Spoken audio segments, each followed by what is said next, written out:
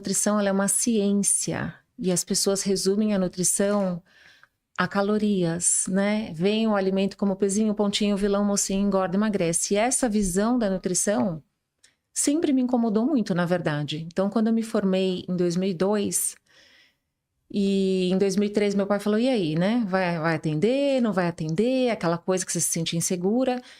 Eu falava, como que eu vou atender alguém e explicar que uma Coca-Cola zero é melhor do que um suco de laranja só porque não tem caloria? Eu não consigo acreditar nisso. Só que não existia nutrição funcional naquela época, né? Não se Pelo menos não falava se disso. falava disso. E aí, em 2009, quando eu descobri... Porque eu falava assim, pai, eu acredito que o alimento ele pode curar ou adoecer alguém. Mas eu não sei como que eu posso fazer isso. E ele falou, não, vamos tentar abrir um consultório e tal. E aí eu lembro que eu falei assim, nossa, meu consultório tem que ter algum nome voltado para holístico, que é o cuidado com o todo. Mas eu não fazia ideia do que era aquilo, né? O cuidado com o todo. E chamava Holonutri. Nunca atendi ninguém nesse consultório. Ele ficou aberto por, acho que 3 meses, assim. Porque, na verdade, eu não estava ali, né? Assim, eu não me sentia confiante nem segura para atender. Então, justamente por isso. Primeiro, por não ter experiência. E segundo, porque eu não acreditava naquela nutrição que eu aprendi na faculdade. Então, não fazia sentido para mim. E o que eles falavam ali na faculdade que te deixava já com o pé atrás, assim? Caloria. Só isso? Caloria. Então, assim, é óbvio que o déficit energético, ele é importante para uma pessoa que pensa em emagrecer. Mas, gente, um corpo humano é uma engenharia absurdamente complexa. Então, assim, quem falou que só alimento, só caloria é o que importa, né? Então, se fosse simples assim, o profissional de saúde nutricionista não teria ganho tanta relevância nos últimos anos. Porque hoje em dia até um plano alimentar baixo em calorias você consegue pegar na inteligência artificial, né? Verdade. Mas, e o papel dos micronutrientes, né? Que são as vitaminas e minerais? Se a gente parar para pensar que a gente é composto por aproximadamente 100 trilhões de células e cada célula do nosso corpo depende de 44 nutrientes diferentes, conhecidos para funcionar bem todos os dias, você imagina o quanto a nossa alimentação tem que ser variada em qualidade nutricional, não só em quantidade, porque na natureza não existe nenhum alimento que seja nutricionalmente completo, né? Além do leite materno. E uma outra coisa que a gente precisa pensar é em que tipo de metabolismo, que tipo de organismo está recebendo esse alimento. Porque pensa comigo, se você avalia a nível laboratorial o valor nutricional de um prato de arroz com feijão, ele é lindo. Uhum. Mas por que será que tem pessoas que não digerem bem? Será que elas têm intolerância às lectinas, que são proteínas presentes no grão? E não fatores antinutricionais, né? Que é aquilo que, quando a gente coloca uma leguminosa de molho, por 24 horas, 48 horas, 78 horas, você não retira lectinas, elas fazem parte da estrutura do grão. Então, tem pessoas que têm intolerância a lectinas, pessoas com doenças autoimunes principalmente. Então, assim, em que contexto que eu vou colocar esse arroz com feijão para o paciente? Será que todo mundo precisa da mesma coisa? Será que uma pessoa que tem um tipo sanguíneo A, o outro B, o outro é AB, o outro é O, precisam da mesma coisa? Então, por que o tipo Até sanguíneo é isso diferente? Muda. Eu não me baseio em tipo sanguíneo para fazer prescrição, claro, mas eu levo em consideração. Então, em 2009 que eu realmente comecei a atender, me senti segura, porque eu descobri que tinha uma pós-graduação em nutrição clínica funcional, e foi quando eu comecei, porque aquilo ali começou a fazer sentido para mim. Porque falava-se muito sobre a função do alimento no sentido de curar ou de contribuir para o processo de adoecimento. Aí eu falei, é isso que eu acredito, sabe assim?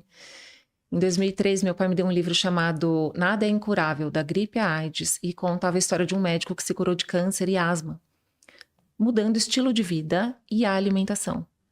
Só que eu não sabia naquela época como que eu ia colocar em prática aquilo, sabe? Então, por exemplo, no caso dele, ele se tornou vegano. Uhum. Isso para ele foi o que resolveu, mas eu tenho pacientes que adoeceram se tornando veganos. Então isso sempre me despertou muita curiosidade. Que eu pensava assim, não, gente, não é por aí. Não é por aí. E sempre me incomodava muito elaborar um plano alimentar parecido com o outro.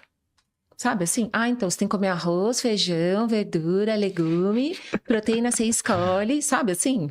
Carne, frango, peixe. Não. Tem pessoas que não toleram bem a carne vermelha, mas pode ser algo momentâneo.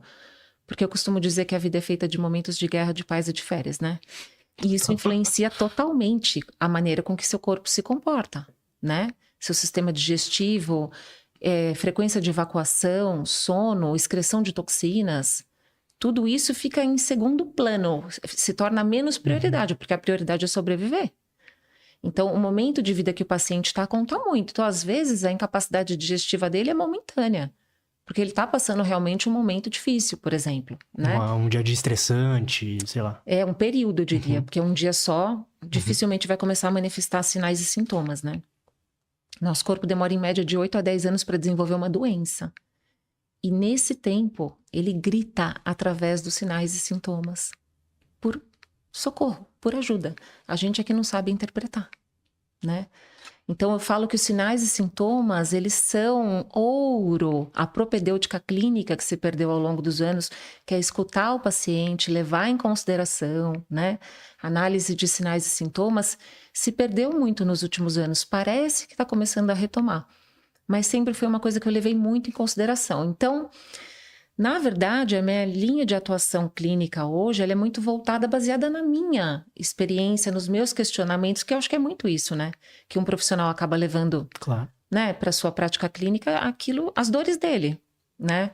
Então, eu com 19 anos fui diagnosticada com uma doença autoimune, que é a psoríase, a qual estou em remissão há muitos anos, mas enfim, né? Tem ela aqui. E eu pensava assim, eu falava, mãe, mas por que eu tenho isso? Era um médico da família que atendia, né, na época, Dr. Stanley. E aí, eu lembro que ele falou, olha, é uma doença autoimune de cunho emocional e você vai ter que aprender a lidar com ela. Aí eu falei, mas por quê? Por que eu tenho por que isso? Olha, você vai ter que aprender a lidar com ela, ansiedade. Aí eu pensei, não vou aprender a lidar com ela, eu não vou. Né? Porque eu pensava assim, do mesmo jeito que veio, ela vai embora? Não, eu não aceitava. Eu falava assim, não. Eu falei, mãe, mas por que eu tenho isso? Ah, minha filha, é assim mesmo, seu tio tem. E daí que meu tio tem, sabe? Então, acho que as pessoas têm o hábito de normalizar muito as coisas, sabe? Ah, eu tenho cisto, mas é normal. Normal? Então, o Espírito Santo resolveu que você vai ter um cisto. E pronto. Se fosse normal, não necessitaria acompanhamento. Um bebezinho pode nascer com um nódulo, ninguém vai acompanhar, né? Então, por exemplo, um nódulo ou um cisto, ele é um sinal de desequilíbrio no corpo. Por que seu corpo está condensando carga tóxica? Será que você está com dificuldade de excretar toxina? Você está com desequilíbrio emocional? Porque a gente não é um robô, né? Então, eu costumo falar para os pacientes, assim, as emoções influenciam diretamente no funcionamento dos nossos órgãos. Você não é um robô, né? E cada órgão, a medicina tradicional chinesa fala muito isso. Faz muito essa associação, né? Então, por exemplo, eu atendi uma paciente uma vez, acho que foi esse ano. E aí, conversando, eu falei, bom, em relação ao seu histórico de saúde, algum evento relacionado à sua saúde te marcou, te chama atenção, algum diagnóstico, alguma internação, alguma IT de repetição? Ela falou, não, minha imunidade é boa. Ela falou, não, aliás, aos 4 e aos 6 anos de idade eu tive pneumonia. Aos 4? Não. Ela teve pneumonia, acho que 2 ou 3 vezes na vida na infância. Então, a partir dos 6 anos, ela falou, com 6 anos e com 8, entre 6 e 8, eu tive 3 episódios de pneumonia e depois não tive mais. Eu falei, pneumonia? Eu falei, você sabe o lado do pulmão? Aí ela falou assim, o lado direito. Porque pulmão é um órgão relacionado à tristeza profunda, né? Pela visão da medicina tradicional chinesa. E aí ela falou assim, aí ela falou direito. Aí eu falei assim, sua relação com a sua mãe é boa? Porque tudo que se manifesta do lado direito do corpo representa a figura materna, feminina, e lado esquerdo, masculino. Aí ela falou, eu perdi minha mãe quando eu tinha 5 anos de idade. Olha isso. Então assim, ela perdeu a mãe aos 5 anos de idade. Com 6 aninhos ela começou a ter pneumonia. Olha isso. Então, o que representa uma mãe para uma criança? Tudo. É o universo dela. Então, assim, eu acho muito curioso, assim, eu tenho curiosidade mesmo de entender essa complexidade que se chama ser humano, né?